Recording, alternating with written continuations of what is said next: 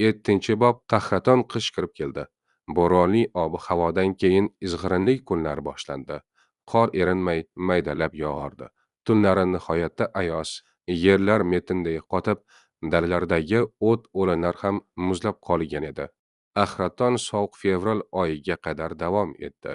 Fevral oyida havoning sovuq bo'lishiga qaramasdan hayvonlar shamol tegirmonining qurilishini boshlab yubordilar.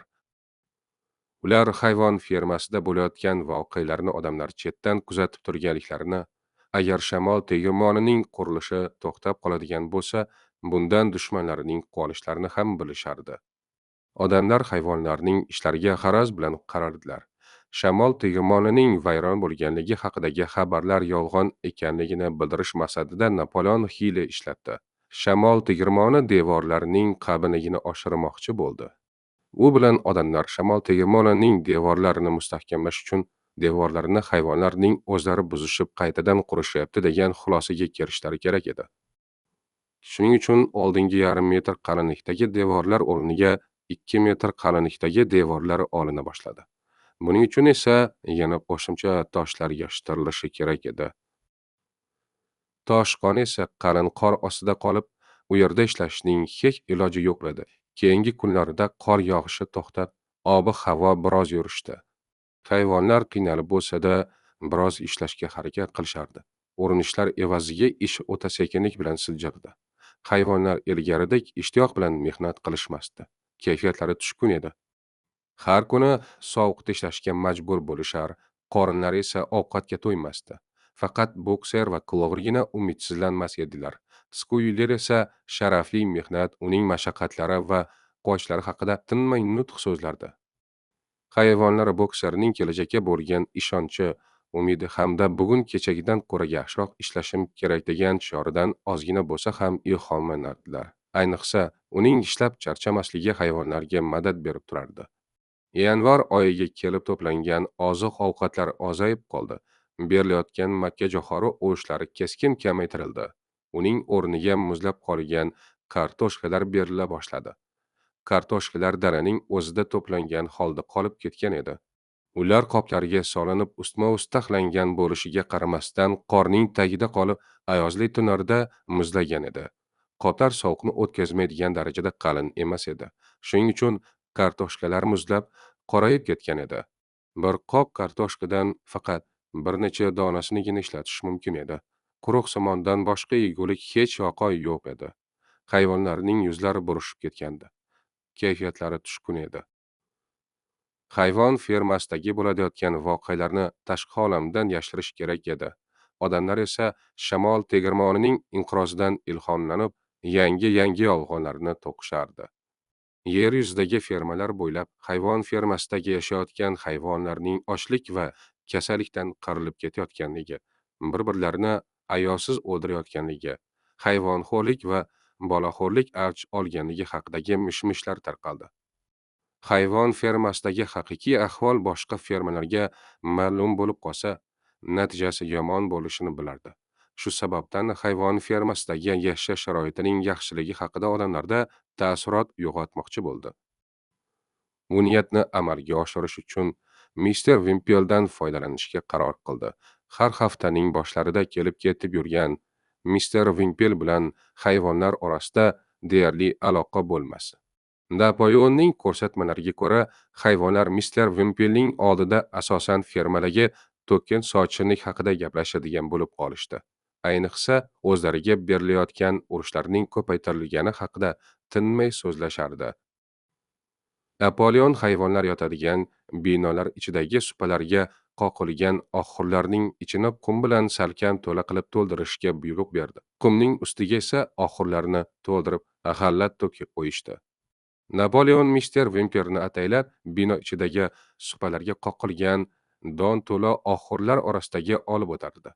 Mr. Wimper yem to'la oxurlarni ko'rar va aldanganligini sezmasdi.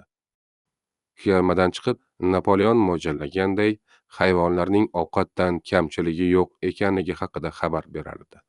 Hayvonlar fermasida bo'layotgan ocharchilik haqidagi gaplarning bekorligini tasdiqlardi. Yanvar oyining oxirlariga kelib g'alla sotib olish zaruriyati sezilib qoldi. Napoleon ferma hovlisida kamdan kam ko'rinardi. U to'rt tomonidan jahldor va kuchli itlar bilan qattiq qo'riqlanayotgan uyda tuni kun o'tirardi. Ferma hovlisiga chiqqan paytlarida Bo'risfat 6 it atrofini o'rab olardi.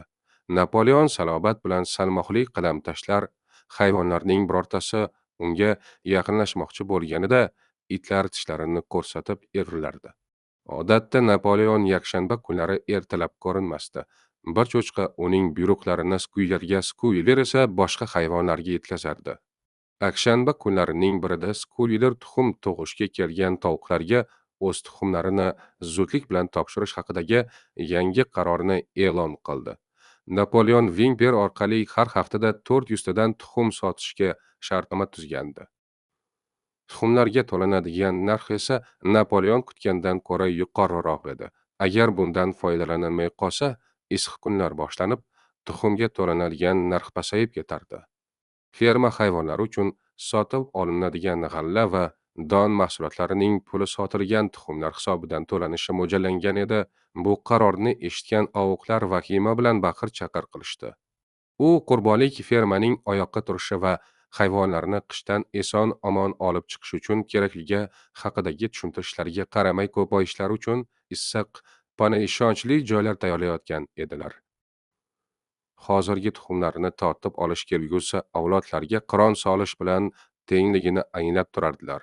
Jons quvilgandan beri hayvon fermasida atigi bir martagina norozilik bildirib to'polon qilingan edi.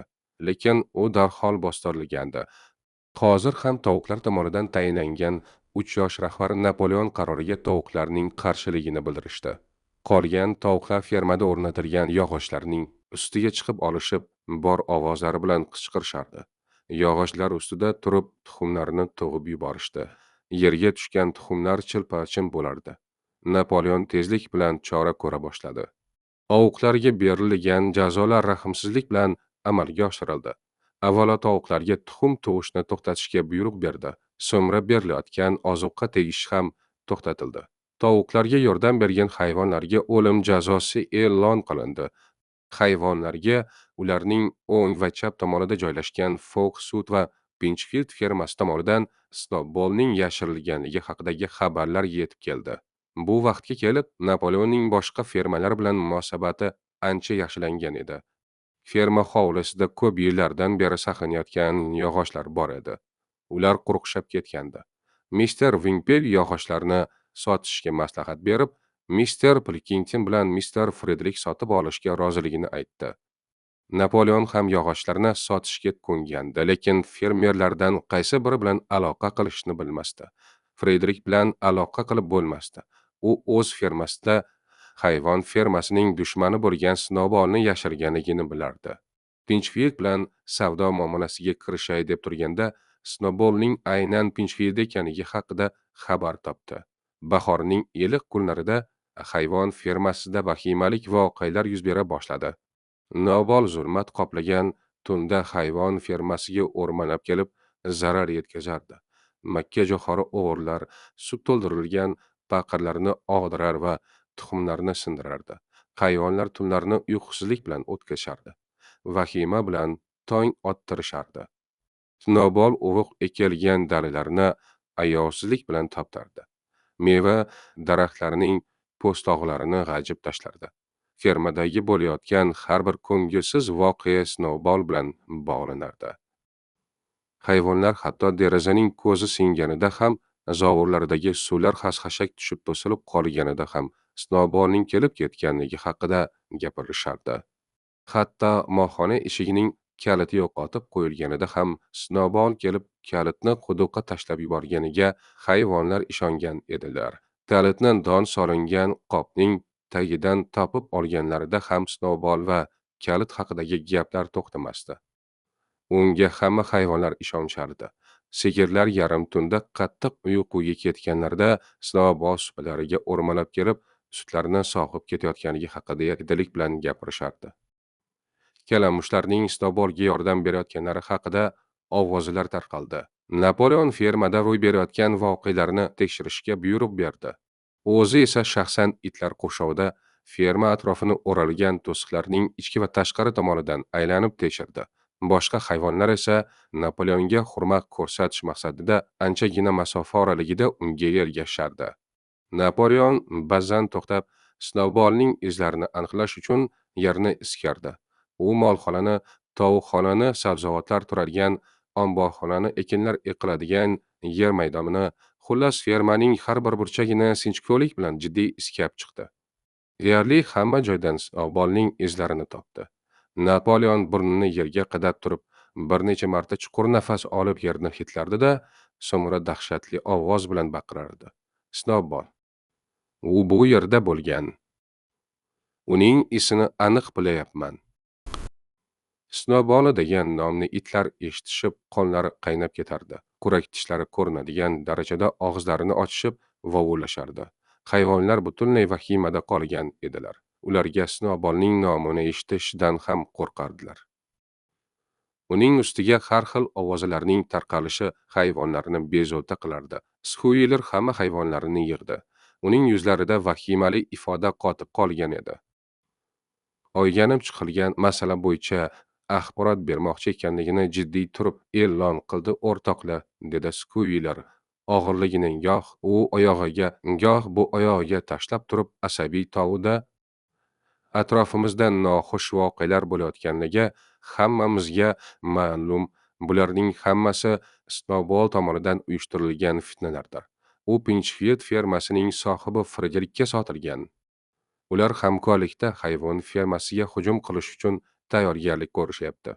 O'rtoqlar, biz egalik qilayotgan fermani qo'limizdan tortib olib, yana ustimizdan hukmronlik qilishmoqchi.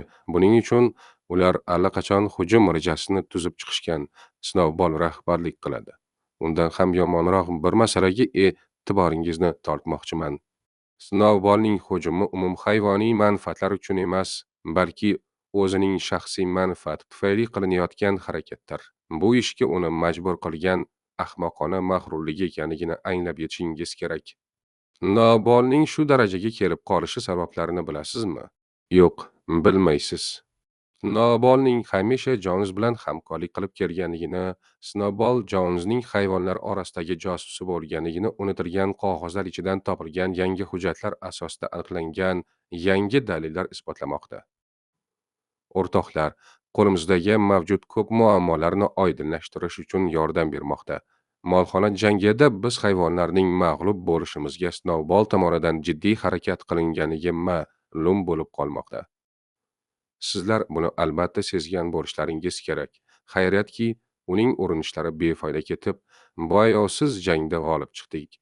Hayvonlar Squealerning gaplarini eshitayotgan quloqlariga ishonishmasdi. Ular dong qotib qolgan edilar. U eshitayotgan xabarlari oldingilariga qaraganda 1000 barobar yomonroq edi. Shamol tegirmonini vayron qilishdagi Snowballning xizmatlariga hayvonlar endigina ishonishayotgandi. Bunisi esa oshib tushdi. Berilgan ma'lumotlarni o'zlariga singdirishlari birmuncha qiyin bo'ldi. Chunki molxona jangida Snowballning yag'riniga o'q tegib, og'ir yarador bo'lganligini ular hali unutmagandilar. Jang maydonidan chekinmay odam dushmanlarga qarshi qahramona kurashgan Snowball hayvonlarni ruhlantirib yuborgan edi. Jang maydonidagi manzaralarni xayollarida tikladilar. Yo'q, Snowballning josus bo'lganligiga ishonish qiyin edi. Ko'z oldilariga keltirgan manzaralarda Snowballning shubhalantiruvchi biror harakati ko'rinmasdi. Bokserning kallasi g'ovlab ketdi. Miyasida javob topish mushkul bo'lgan savollar g'ujg'on o'ynay boshladi. Tuyoqlarini ko'ksining ostiga bosib, ko'zlarini mahkam yumib, yotib olgan holda zo'r berib o'ylanardi. Fikrlarini tartibga solishga harakat qilardi. Nihoyat bunga ishonmayman. Aytilgan gaplar asosli emas, dedi bokser. Snowball molxona jangida botirlik bilan kurashgan edi. Buni o'z ko'zlarim bilan ko'rganman. Uning ustiga birinchi darajali qahramon hayvon ordeni bilan mukofotlangan edi-ku. Dedi bokser. Hamma hayvonlar Snowballning yag'rinidan qon oqqanligini ko'rganmiz. Bu o'zaro kelishish natijasi bo'lgan, dedi Squealer. Asrida Jonesning o'quvining orqasini yalab o'tgan xolos. Agar sizlar ozgina bo'lsa ham o'qishni bilib, savodingizni chiqargan bo'lganingizda kelishuv hujjatini ko'rsatgan bo'lardim. O'zingiz uni o'qib ko'rib, bu gaplarga ishonch hosil qilardingiz.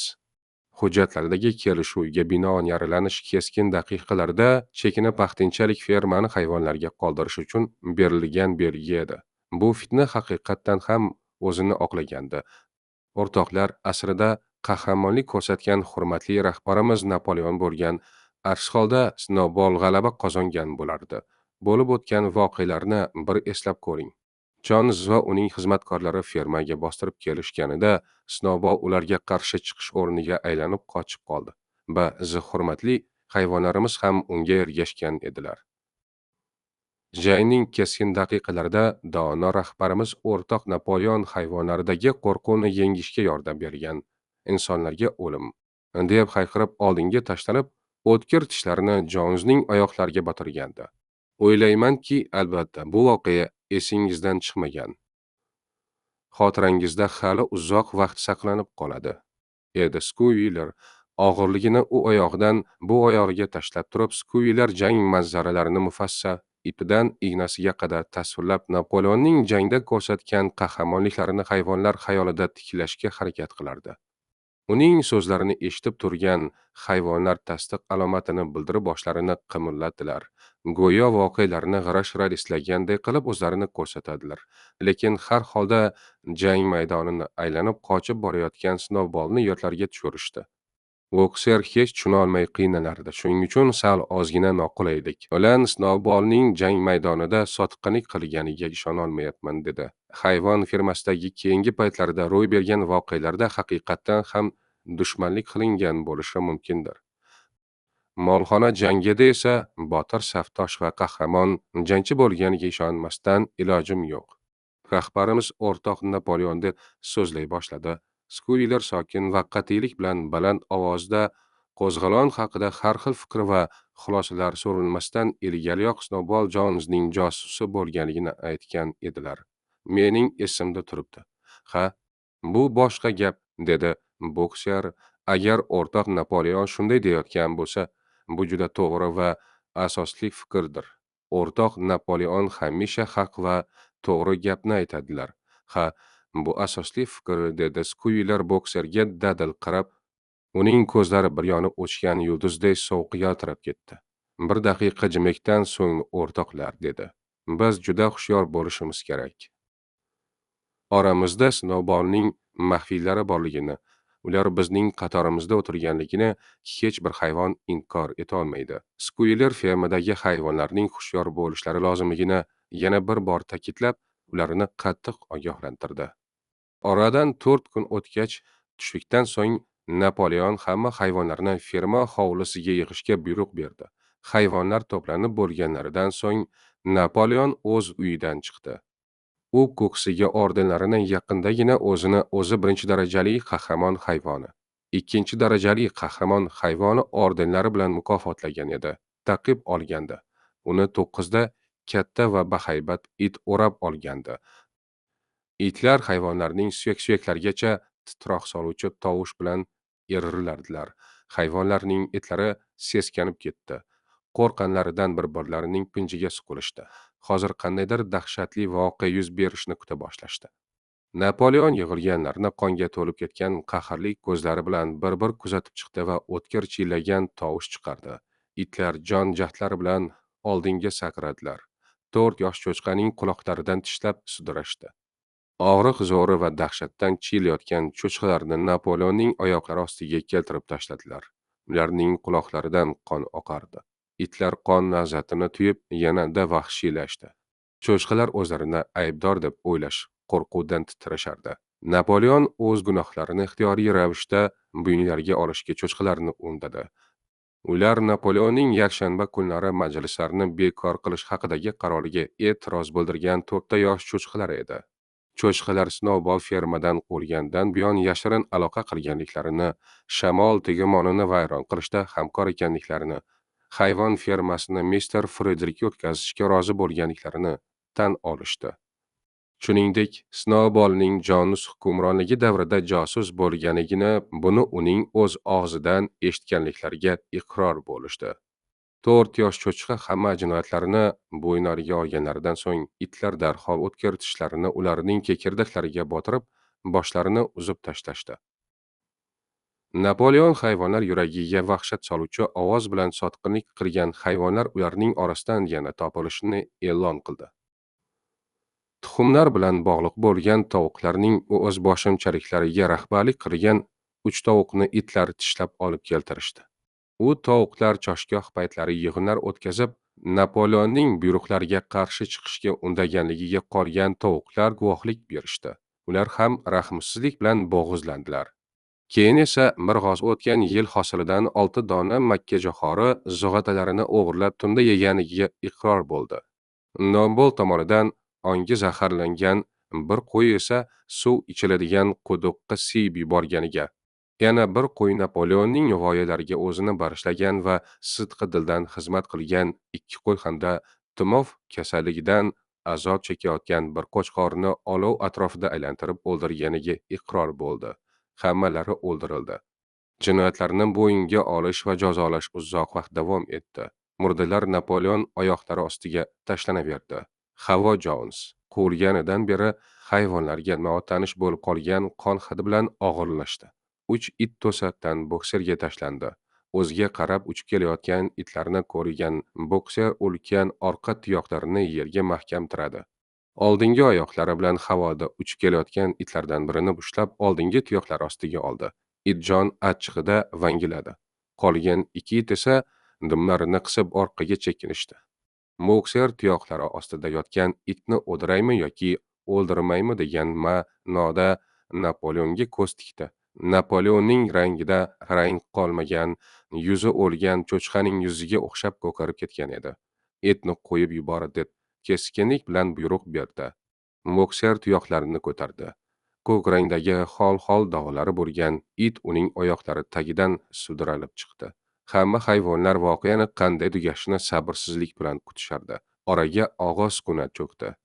Itlar va cho'chqalardan tashqari yuragini oldirib qo'ygan hamma hayvonlar tarqala boshlashdi. Ular zo'r-bazo'r sudralib borishardi. Qo'rqqanlaridan titrab qaqshardilar. O'zlarini nihoyatda himoyasiz va g'arib sezishardi. Nobol bilan hamkorlik qilgan hayvonlarning xiyonatkorligi va ulardan ayovsiz qasos olinganligidan boshlari qotgan edi. Ular qonli voqealarni juda ko'p boshlaridan o'tkazgan bo'lib, lekin bunaqasini birinchi bor ko'rib turishlari edi. Hayvonlar o'zlarini o'zlari jazolab o'ldirayotgan edilar. Mister Jones fermadan qurgandan beri hayvon kushandalik bo'lmagandi. Hattoki zarar kunandalik qilgan kalamushlar ham o'ldirilmagandi. Hayvonlar yarmi tugatilgan shamol tegirmoni joylashgan tepalikka o'rmalab chiqdilar. Muzlab borayotgan tanalarini isitish uchun bir-birlarining pinjiga kirdilar. Lover, Muriel, Benyamin va sigirlar, qo'ylar, g'ozlar, tovuqlar hammalari shu yerga to'planishdi. Faqat hamma hayvonlarning yig'ishga buyruq berilishidan oldin yo'qolib qolgan mushuk ko'rinmasdi xolos. Bir necha daqiqalar o'tsa ham hech qaysi hayvondan sado chiqmasdi. Bokserning oyoqlari tanasini arang ko'tarib turardi. Asablarining tarang tortilganligi yuzida aks etardi. Uzun qora dumi devorga osilgan soatning toshlari kabi u yoqdan bu yoqqa borib kelardi. Birdaniga zaif tovushi bilan gapira boshladi. Men hech narsani tushunmayapman. Fermamizda shunday voqealar ro'y berayotganiga ishongim kelmaydi. Hammasiga o'zimiz aybdormiz. Hamma voqealar mas'uliyatsizligimiz tufayli kelib chiqdi. Kamchiliklarimizni tugatishimiz kerak. Faqat ishlash va yana ishlash bilangina aybimiz va gunohlarimizni yuvishimiz mumkin. Ertadan boshlab men barvaqtroq turib, 1 soat oldin ish boshlayman. Bokser salmoqdor qadamlar bilan tosh koniga qarab yurdi. To'plab qo'yilgan toshlardan 2 hayvonga mo'ljallanganini birlashtirib turib, shamol tegirmoni tomon sudray boshladi. Hayvonlar esa Clover atrofiga o'rmanab kelib, unga yopishib oldilar. Ular yotgan baland tepalikdan atrof kaftdek ko'rinib turardi. Hayvonlarning ko'pchiligi tabiatni zavq bilan tomosha qila boshlashdi. Katta yo'lga tutashib ketgan yashil yaylovlar, pichan dalalari, to'ntarib qo'yilgan ko'k osmonga o'xshab ketuvchi suv to'ldirilgan hovuz va haydalgan yerlar juda go'zal edi. O'zlari ekib parvarish qilgan, hozir bo'yi cho'zilib qolgan bug'doylar, mo'ridan buralib chiqayotgan tutunlar, molxonaning qizil tunuka qoqilgan tonlari ertaklardagiday sehrli edi. Bu kun bahorning musaffo va ko'rkam kunlaridan biri edi. Yer ustida sollanib turgan maysalar va ferma atrofidagi to'siqlar quyosh nurida tovlanardi. Hayvonlar uchun hech qachon tabiatning manzaralari bu qadar go'zal va orombaxsh bo'lib tuyulmagan edi. Zavqlarini uyg'otadigan fermani o'zlariniki ekaniga yotlariga tushib hayratlandilar. Tepalikdan pastga qarab tikilib turgan Ko'virning ko'zlari jiqqa yoshga to'ldi. Yuragi to'lib ketganidan gapira olmasdi. Axir fermadagi inson hukmronligini ag'darib yuborishdan maqsadlari bu emas edi-ku. Axir qirg'in barotlar bo'lishini orzu qilmagan edilar. Nega shunday bo'ldi? Nega begunoh hayvon qonlari daryodek oqmoqda? Axir ozod va baxtiyor kunlar kelishi va to'kin sochinlik farovonlik bo'lishi uchun kurashgan edilar-ku. Qari mayor qo'zg'olonga da'vat etganida bunday xunrezliklar haqida ogohlantirmagandi. Axir keksa mayor hamma hayvonlar ochlik va xipchinlardan ozod bo'lib teng huquqli bo'lgan. Har bir hayvon qobiliyatiga qarab ishlovchi, ehtiyojiga yarasha kun ko'ruvchi kuchlilar ojizlarni mayor nutq so'zlagan tunda Clover oyoqlari bilan yetimlarni himoya qilgani kabi himoya qiluvchi hayvon jamoasining bunyod bo'lishi haqida so'zlagan edi-ku.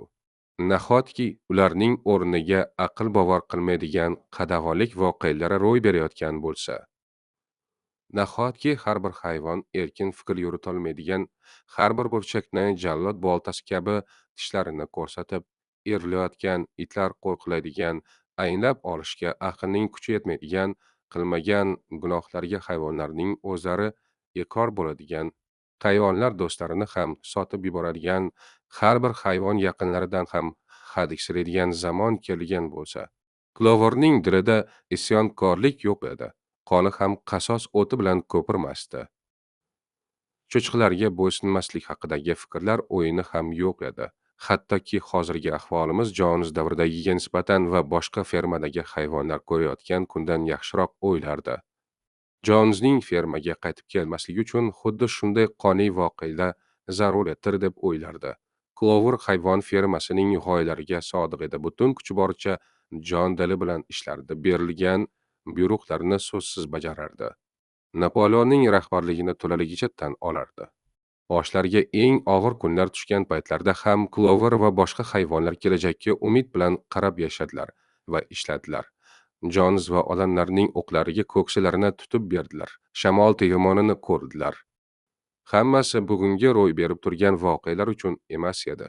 Cloverning boshida shunga o'xshash fikrlar bujg'on o'ynardi. Lekin bularning hammasini ifodalash uchun so'zlar topa olmasa-da, butun vujudi bilan his etib turardi. Nihoyat hammasini o'zida mujassam etuvchi Angliya hayvonlari qo'shig'ini boshlab yubordi. Boshqa hayvonlar Cloverga qo'shilishdi. Gimni 3 marta qaytarishdi. Uni salmoq bilan kuylashardi. G'am, g'ussaga to'lib ketgan ovoz bilan kuylashdi. Ohangini haqiqiy san'atkorlar kabi joyiga qo'yib kuyladilar. Avvallari hech qachon bu qadar berilib kuylamagandilar. Qo'shiq 3-marotaba kuylanib tugashi bilanoq muhim bir fikrni aytmoqchi bo'lganday kuyli 2 it qorovulligida hayvonlarga yaqinlashdi. O'rtoq Napoleonning maxsus qaroriga asosan Angliya hayvonlari gimnining bekor qilinganligi va uni kuylash ma'in etilganligini e'lon qildi. Hayvonlar taajjublanishdi. Nega? Nima uchun? Hayrat bilan so'radim Yuliel. O'rtoq Angliya hayvonlari qo'shig'i hozirgi kunimizda biz uchun kerak emas, dedi o'ta jiddiylik bilan kuydi. Bu gimda qo'zg'alonchilar harakati ifodalangan edi. Qo'zg'alon amalga oshdi. Maqsadlarimiz ro'yobga chiqdi. Sotqinlarning qatl etilishi bizning maqsadimiz yo'lidagi qilingan oxirgi va eng so'nggi harakat bo'ldi. Tashqi va ichki dushmanlarimiz mag'lub bo'lishdi. Angliya hayvonlari gimnida kelajakda bunyod etilishi kerak bo'lgan mukammal hayvonlar jamoasi ishtiyoqi ifodalangan edi. Hozirga kelib bizning orzularimiz amalga oshib, ana shunday hayvonlar jamoasi vujudga keldi. Ravshan ko'rinib turibdiki, endi bu gimn o'zini oqlamay qo'ydi. Hayvonlar nihoyatda qo'rqtirgan bo'lishlariga qaramay e'tiroz bildirishmoqchi bo'ldilar. Lekin odatdagiday qo'ylar marashni boshlab yuborishdi. 2 oyoqlilar dushman, 4 oyoqlilar do'st qo'ylar marashni tugatishgandan keyin esa muhokamaga o'rin qolmagan edi. Bu voqeadan keyin Angliya hayvonlari gimni kuylanmadi. Uning o'rniga shoir Minimosning hayvon fermasi. Mendan senga zarar yetmasin, degan so'zlar bilan boshlanuvchi gimn yaratildi. Yakshanba kunlari ertalab hayvon fermasi hovlisida bayroq baland ko'tarilganidan keyin shu gimn kuylana boshladi. Lekin hayvonlar nazarida uning so'zlari ham, ohangi ham oldingi gimnga teng kela olmasdi. Bu gimndan negadir hayvonlarning ko'ngli to'lmasdi.